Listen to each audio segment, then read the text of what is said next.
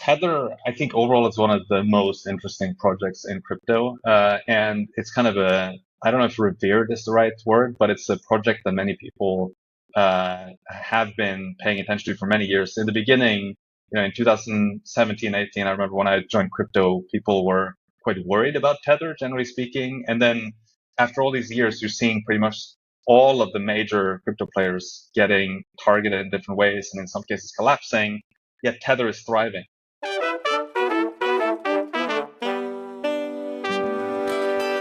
It's Thursday, May 2nd, 2024, and this is Markets Daily, a show where we get into the minds of some of the smartest and most experienced investors, traders, analysts, CEOs, and anyone with a hot or smart take on what's going on in the crypto markets. I'm Jen Sanasi. Before we get into our discussion today, let's take a look at what's going on in those crypto markets. The Fed on Wednesday kept the benchmark interest rate unchanged between 5.25% and 5.5%.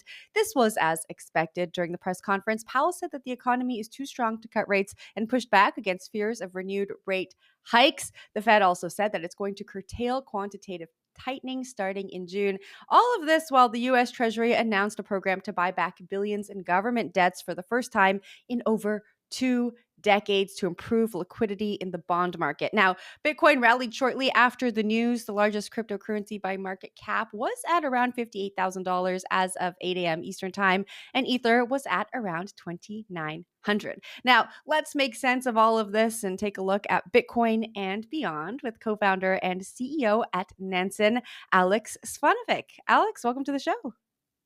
Thanks for having me. Good to be here.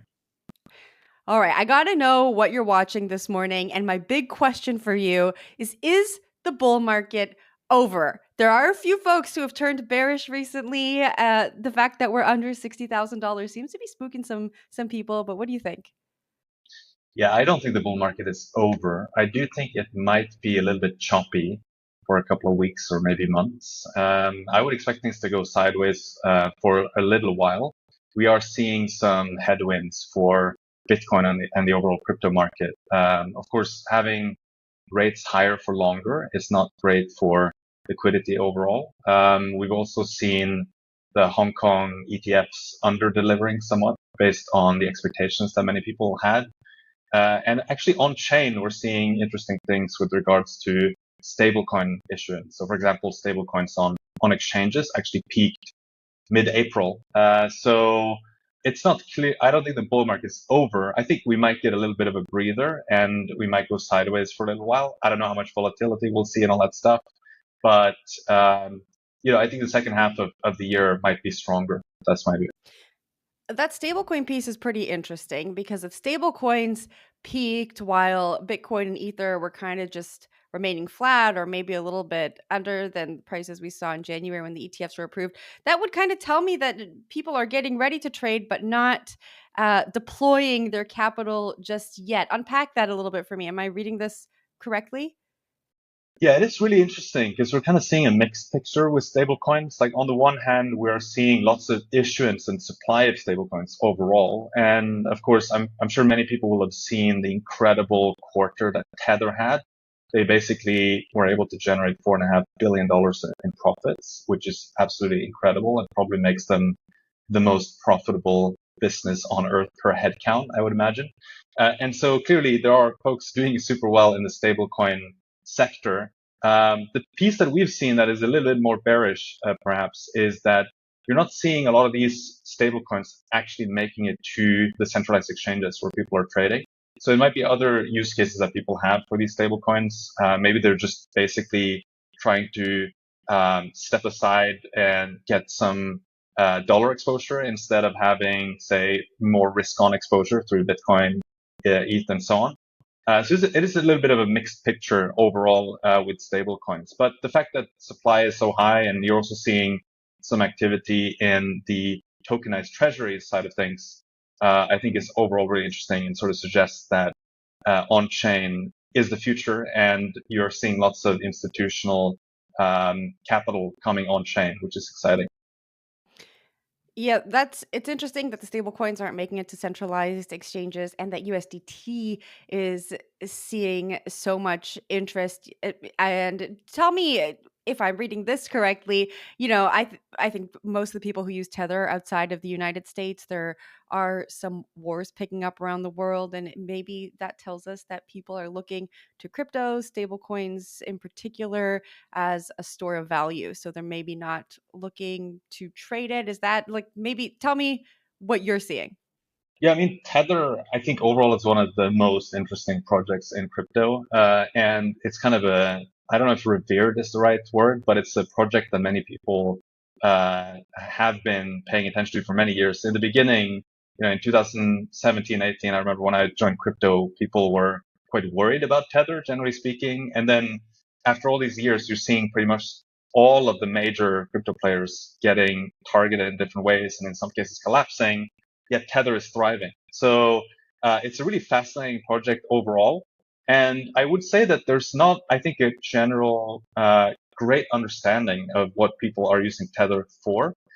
In our experience, when we've looked into it a little bit, there are a couple of use cases for Tether that are quite well established. One interesting fun fact is that Tron is actually by far the place where people are using Tether the most. So it's where you have the most issuance of Tether, but it's also by far where you have the most transactions of Tether.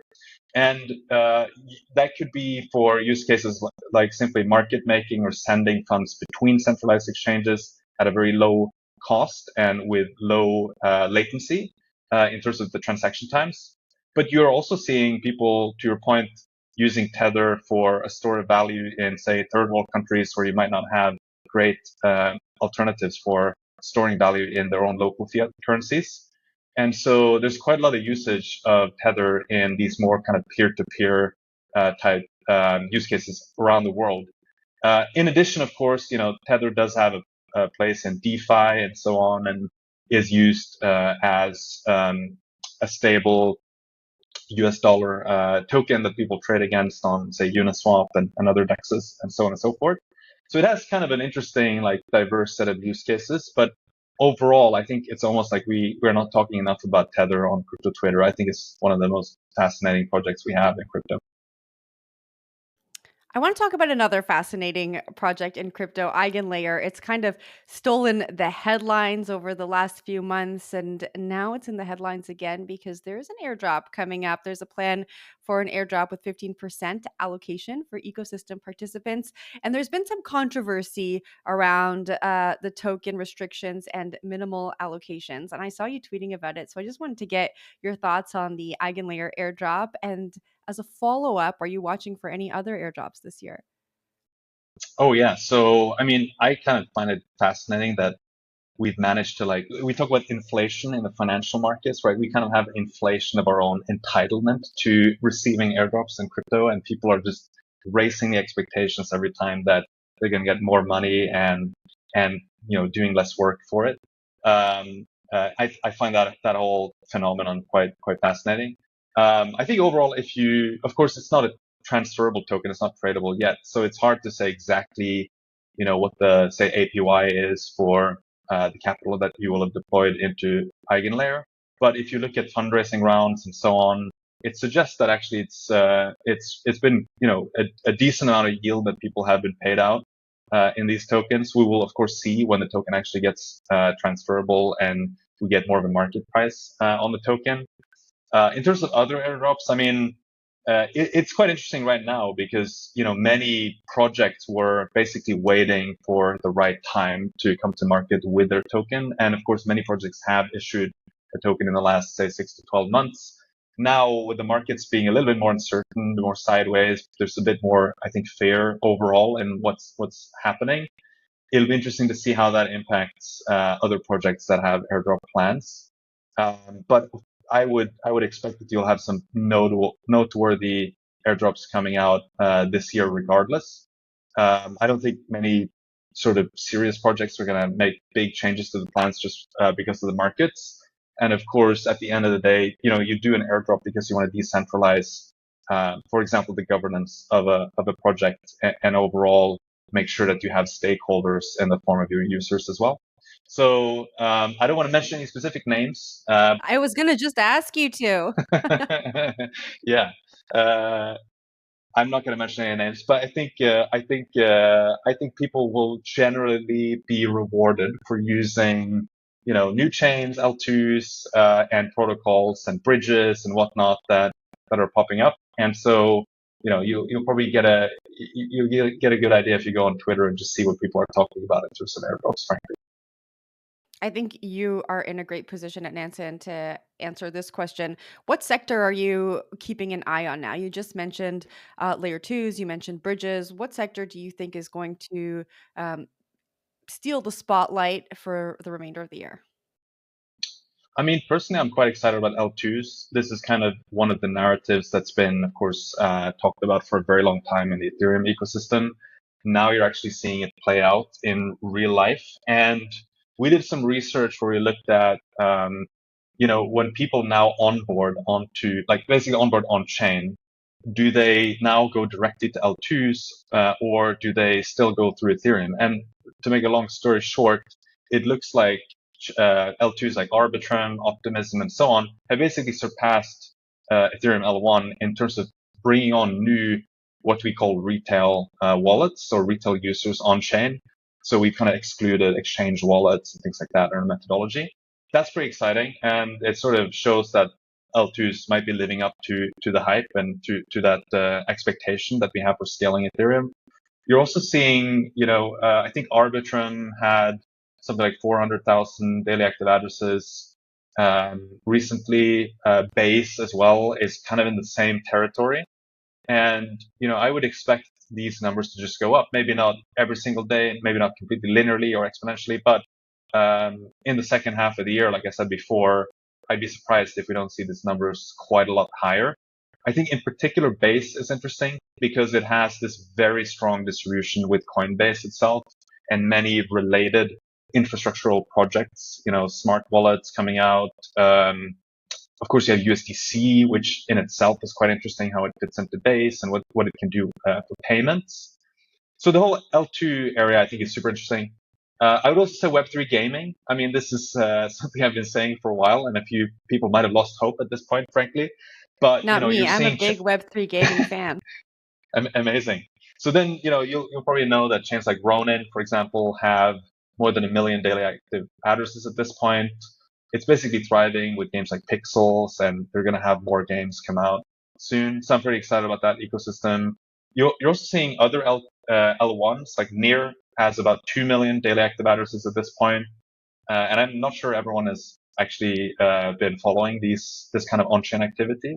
So yeah, there's actually a lot of stuff happening. And I think like one overall theme is that it's very clear that we've been saying that multi-chain is the future, or at least that's how I've been thinking about it for a while now. It's very clear that now actually the present is multi-chain.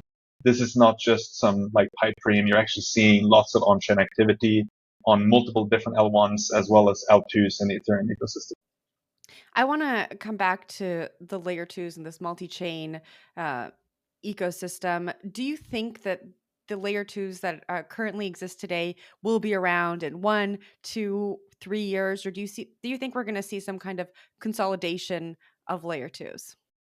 That is such a good question, and I wish I had the answer to that. But I mean, I think you you should be a little bit careful of reasoning through analogy, but maybe you could think of this as sort of analogous to either operating systems or browsers or I don't know, app stores. Like you can kind of pick your analogy and see how if it's helpful. But it seems reasonable to me that um, there will be some form of consolidation at some point because humans have a tendency to just congregate onto the same.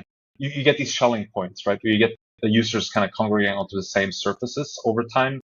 The difference might be in sort of different chains and L2s optimizing for different things, and maybe even like geographical differences might be important. So I've seen some folks say that, for example, although it's not technically an L2, but it sort of plays a role as an L2.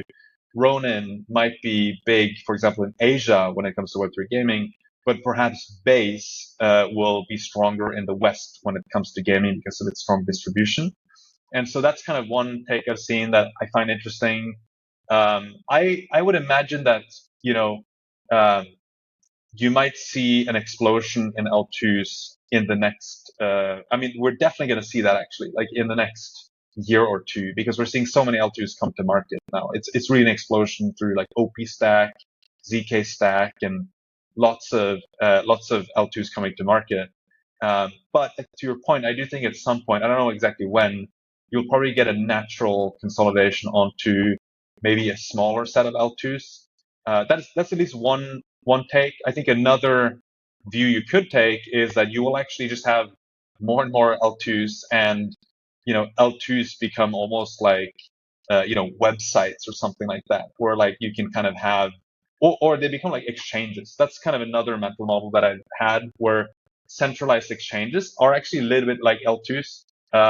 They're similar in the sense that you deposit money to them and you can trade with low fees. They're different in the sense that you can only do trading, whereas with L2s, you can also issue, create applications. So they might actually take the role of centralized exchanges. And if you think of the centralized exchange space, you do have some large ones like Coinbase, Binance, Bybit, OKX, etc. But you have a pretty long tail, and some of them are, geographically narrowed down too in terms of specific countries. So anyway, I don't have a very strong sense here, but my guess would be that we're going to see an explosion in the next 2-3 years, maybe longer, and then a consolidation eventually, perhaps 5 to 10 years from now. That would be my guess. Okay, and Alex, we are at the part of the show where I get to tell you that you can tell me what is exciting you in this ecosystem. It doesn't have to be anything we spoke about. We call it the call of the day. What is your call of the day? What are you excited about? What do you think is going to happen? This is your chance to give us the hottest take that you have. Wow, I'll refrain from shilling my own bags, and I'll go for something pretty safe. I am pretty excited about real world assets, and I think that people should think of stablecoins as the first real world asset that have product market fit on chain. And so the next thing to follow is, I think, tokenized treasuries. We've seen that go beyond $1 billion in issuance, which is pretty exciting. It's still very small, though. We're talking about hundreds of wallets that hold these, 1 billion plus tokenized treasuries. But I think that arc is just going to continue. Stable coins first, then tokenized treasuries, and then what I hope to see soon, I don't know when, is more types of real world assets, like for example music rights. I think should be tradable on chain. There are of course music NFT projects and so on out there, but I think music rights, obviously, like who wouldn't want to own a piece of Michael Jackson's Thriller album or something like that, get royalties for that. But in the short term, I think tokenized treasuries are basically the next thing to consolidate that arc of real world assets. So I'm pretty excited about that. Alex, thanks so much for joining the show. Thanks for having me.